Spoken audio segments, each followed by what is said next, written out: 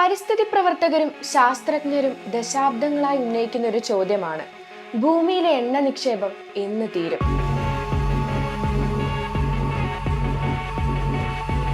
20 വർഷം മുമ്പ് വരെ 2030 ആകുമ്പോഴേക്കും ലോകത്ത് പെട്രോളിയം ക്ഷാമം രൂക്ഷമാകുമെന്ന് പലരും ഭയപ്പെട്ടിരുന്നു. എന്നാൽ ഇന്ന് സ്ഥിതിഗതികൾക്ക് വലിയ മാറ്റങ്ങൾ വന്നിരിക്കുന്നു.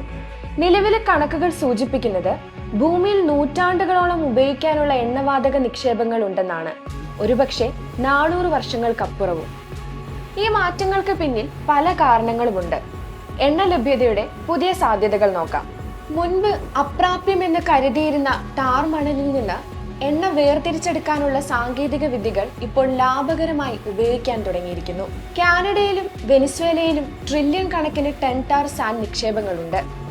സാധാരണ ക്രൂഡ് ഓയിലിനേക്കാൾ കട്ടിയുള്ള ഈ എണ്ണമയം വേർതിരിച്ചെടുക്കുന്നത് കൂടുതൽ സങ്കീർണവും ചെലവേറിയതുമായിരുന്നെങ്കിലും പുതിയ സാങ്കേതിക വിദ്യകൾ ഈ പ്രക്രിയയെ കൂടുതൽ കാര്യക്ഷമമാക്കി.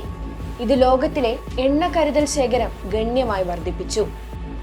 ഷെയിൽ ഓയിൽ റവല്യൂഷൻ. ഷെയിൽ പാറകളിൽ നിന്ന് എണ്ണ ലാഭകരമായി വേർതിരിച്ചെടുക്കാനുള്ള ഫ്രാക്കിംഗ് സാങ്കേതിക വിദ്യയുടെ വളർച്ച എണ്ണ വ്യവസായത്തിൽ ഒരു വിപ്ലവം തന്നെ സൃഷ്ടിച്ചു. അമേരിക്കയിൽ വൻതോതിൽ ഷെയിൽ എണ്ണ ഉൽപ്പാദിപ്പിക്കാൻ തുടങ്ങിയതോടെ ആഗോള എണ്ണ വിപണിയിൽ വലിയ മാറ്റങ്ങൾ ഉണ്ടായി. ഏകദേശം 5 വർഷം മുമ്പ് എണ്ണവില കുത്തനെ ഇടിഞ്ഞതിന് പ്രധാന കാരണവും ഈ ഷെയിൽ എണ്ണയുടെ വർദ്ധിച്ച ഉൽപാദനമാണ്. ഇന്ത്യ ഉൾപ്പെടെ പല രാജ്യങ്ങളിലും ഷെയിൽ പാറകളുടെ വലിയ ശേഖരങ്ങളുണ്ട്.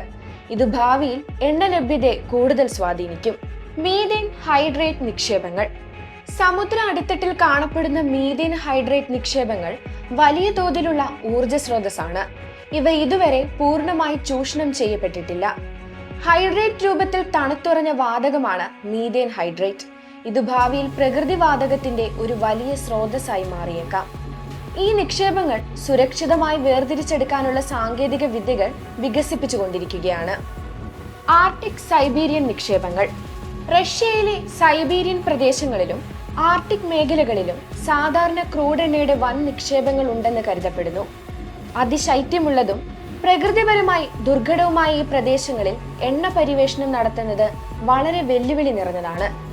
എന്നാൽ ആഗോളതാപനം കാരണം ആർട്ടിക് പ്രദേശങ്ങളിലെ മഞ്ഞുരുകുന്നതും പുതിയ സാങ്കേതിക വിദ്യകളും ഈ പ്രദേശങ്ങളിൽ നിന്ന് എണ്ണ വേർതിരിച്ചെടുക്കുന്നതിനുള്ള സാധ്യതകൾ വർദ്ധിപ്പിക്കുന്നു.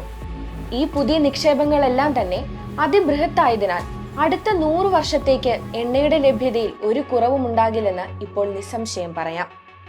ഒരുപക്ഷെ അനേകം നൂറ്റാണ്ടുകൾക്കുള്ള ഇന്ധനം ഇനിയും ഭൂമിയിൽ ഒളിഞ്ഞിരിക്കുന്നുണ്ടാവാം. എങ്കിലും പുനരുപയോഗ ഊർജ സ്രോതസ്സുകളിലേക്ക് മാറേണ്ടതിന്റെ പ്രാധാന്യം കുറയുന്നില്ല.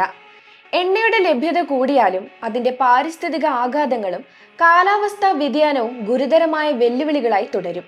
അതുകൊണ്ട് തന്നെ സുസ്ഥിരമായ ഊർജ്ജഭാവി കെട്ടിപ്പടുക്കുന്നതിനുള്ള ശ്രമങ്ങൾ തുടരേണ്ടതുണ്ട്.